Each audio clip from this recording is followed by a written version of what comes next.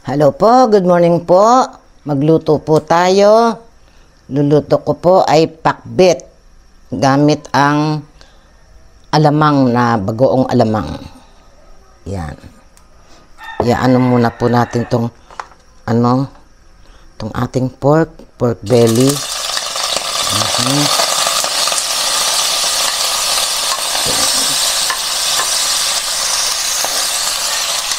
Papulahin po muna natin itong ating pork belly.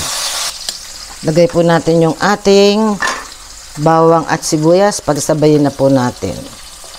Yan, bawang, sibuyas. Yan. Gisa-gisa po natin hanggang sa mag-brown po yung ating bawang at sibuyas. Yan. Sunod po natin yung ating kamatis. Maraming kamatis. Hintayin po natin yung kamatis matunaw ng todo para mas masarap. Yan. Ito po yung ating alamang. Hindi po maalat tong alamang na to. Napakasarap. Ito lang ulam ko na po. Tapos manggang hilaw. Nako. Yan. Yan. Tapos sunod, maglagay po tayo ng isang pork cubes. Ayan. Para lalong sumarap ang ating nilulutong pakbet sa alamang. Diba kasi ang pakbet, usually ang ginagamit ay bagong isda. Ito, para siyang pakbet din na parang ginisa lang ganon. Dahil gusto kong kumain ng mga gulay-gulay, assorted na gulay. Ayan. Sunod natin tong kalabasa yan. Tapos meron ilang pirasong okra at ilang pirasong sitaw. Nuna ko po yung ginigisa dahil yan po ay matigas. Yan. Tapos sabawan po muna natin bago natin isunod yung ibang gulay. Yan, pakulaan po natin. Pagkulo, hintay lang muna pa tayo ng mga 2 to 3 minutes po. Yan. Yan, nakulo na po. Ngayon po, isunod natin yung ating sigarilyas. Sabay-sabay na pong lalambot yan. Nilutin muna po kasi ito dahil para yung ating ampalaya, ayoko nang nalalamog yung ampalaya. Tapos sunod po natin yung talong. Yan. Isunod natin ngayon yung ating ampalaya. Yan.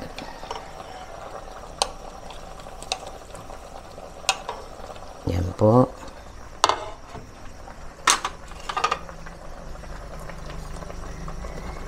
Yan. Takpan po natin. Tignan po natin. Ayan. Haluin na muna po natin ng konti. Ito po hindi na kailangan lagyan ng bitsin o kung ano man na pampalasa kasi po yung ating cubes ay malasa na po yun. Ayan. Wow, yummy. Ayan po. Okay na po. Teka, tignan muna po natin. Yung tama sa alat.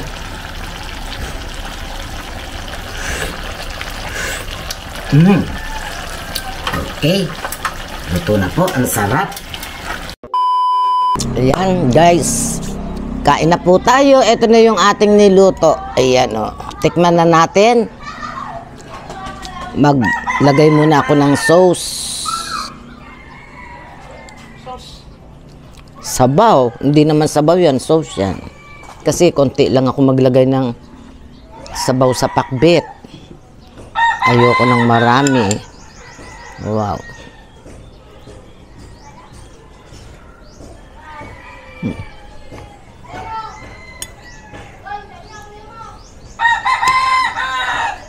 Ampalaya.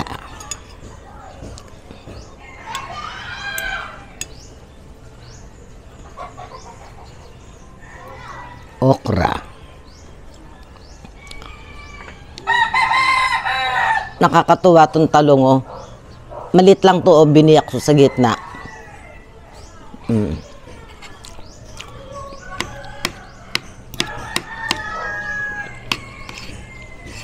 Matamis. Hal, natandaan nyo kumain kami sa karinderya ni Chris. Binigyan ako ng talong ng may-ari ng karinderya, gaganyang kaliliit to. Ilang piraso lang. Tapos bumili lang ako ng talong, dinagdag ko lang dito sa niluto ko. Napakbit ba to? Dinisa sa alamang. Bahala na kayong tumawag. Naisipan ko lang na nagluto ng ganito kasi may natira akong ampalaya sa rep, sariwa pa naman.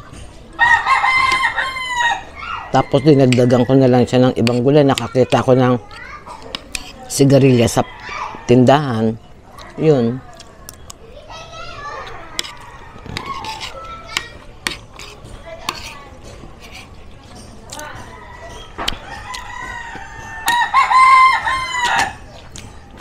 Magkakape ako. Pinagtimpla ko ni Chris ng brewed coffee.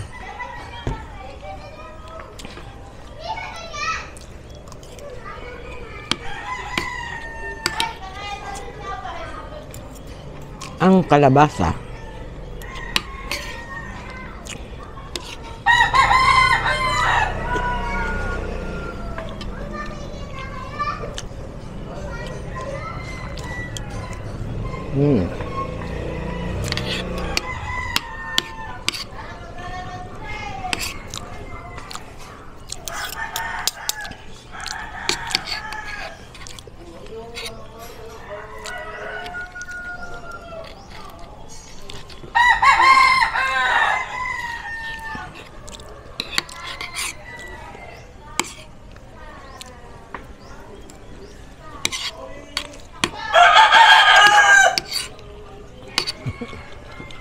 Natatawa ko.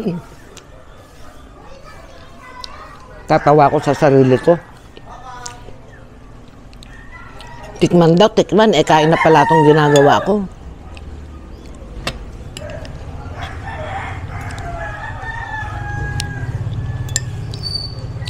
Tapos, kakain pa ako ulit mamaya.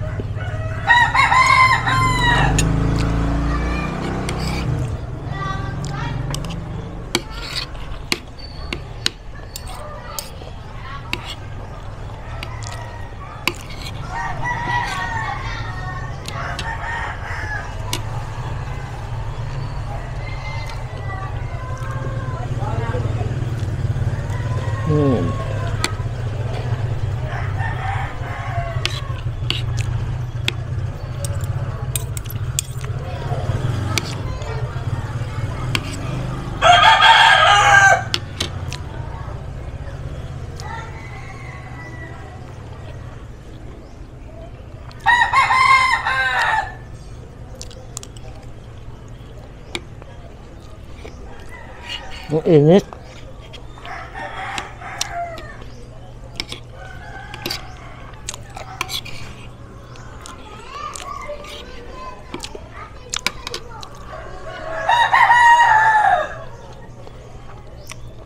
Marami akong hinahanap na gulay. Yung bang halimbawa yung natitikman ko sa ibang lugar. Dito kasi sa amin wala. Katulad nung siling,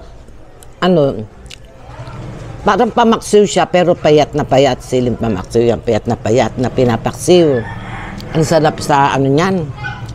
Ang sarap sa pakbet, pinapakbet nila yon. Tapos yung yung bunga ng singkamas. Ay, ang sarap pala nun.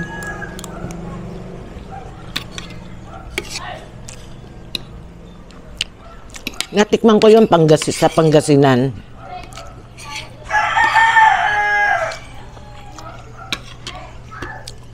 Hosme, kung pwede lang pumunta sa Pangasinan, gagawin ko eh. Layo-layo, pamasahe lang. Kasi halos lahat ng ano, pakbitin na pang Ilocano nandoon.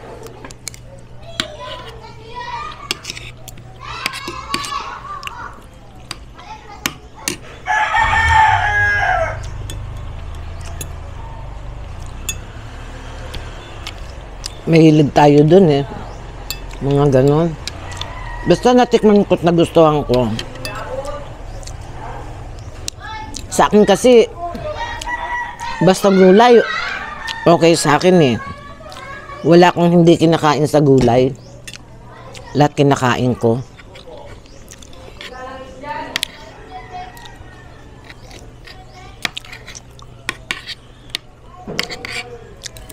Naalala ko yung tatay ni Chris nung araw.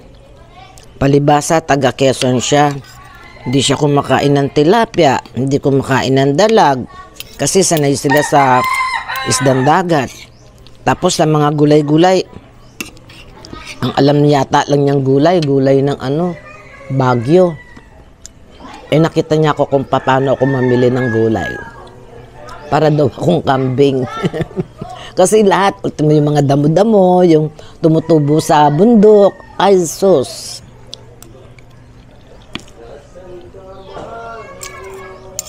Eh si Chris, nasanay na sa akin.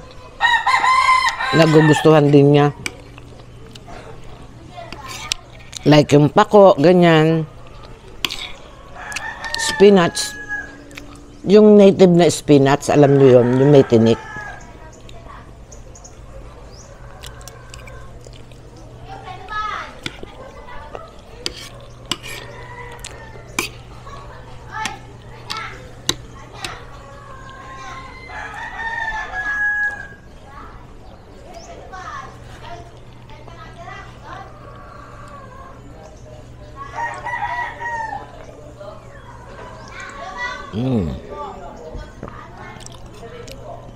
Sarap ng kape.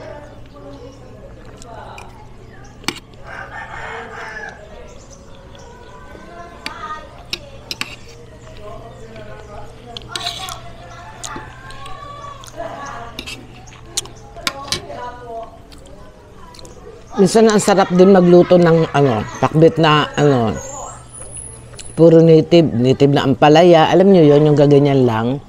Kalilit na ampalaya, native na ampalaya. Tapos, yung talong na bilog.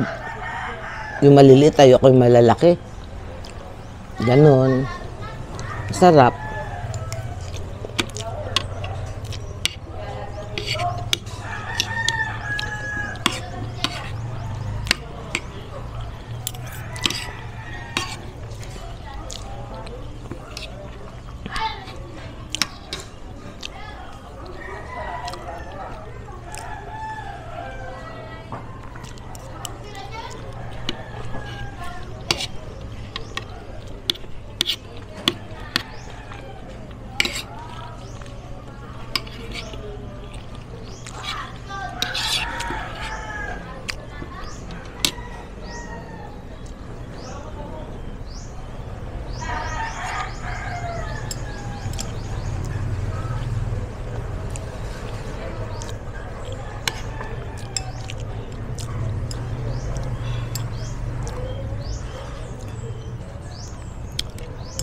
Sarap ng sigarilyas.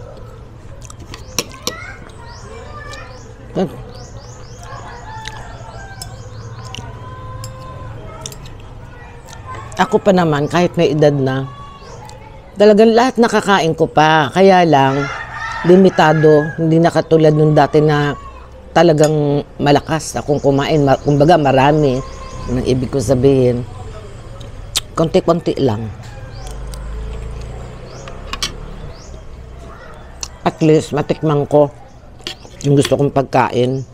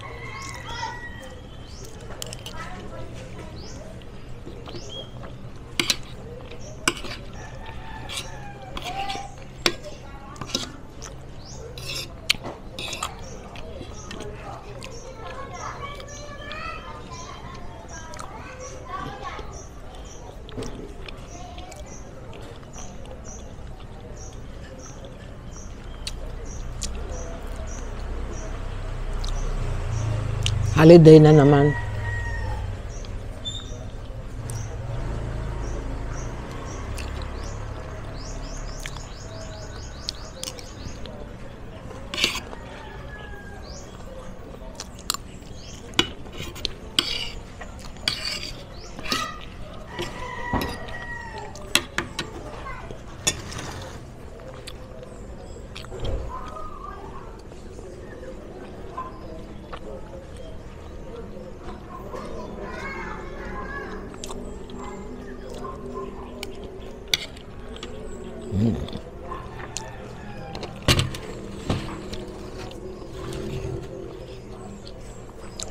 Ayoko na.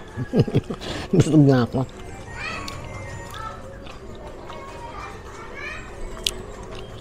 Darating yung ano ko yung anak ko, yung sunod sa pangalawang panganay, Don.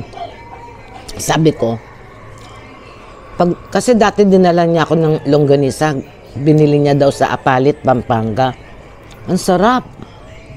Ang dami ko nang natikman na klase ng longganisa. Meron sa Ilocos, meron sa ano. Pero yun lang natikman ko, ang sarap talaga. Nasarapan ako. Sabi ko, pakibili mo nga ako. Sabi ko gano'n. Pag ano.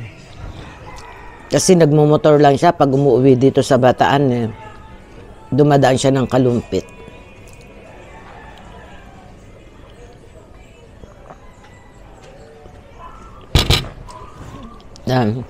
Okay po. Maraming salamat po. At maraming salamat po doon sa mga nagtsatsagang manood ng aking channel na hindi nag-i-skip ng ads. Doon po sa mga subscribers. Salamat po ng marami sa inyo. Pagpalain po tayo ng Diyos tayong lahat po.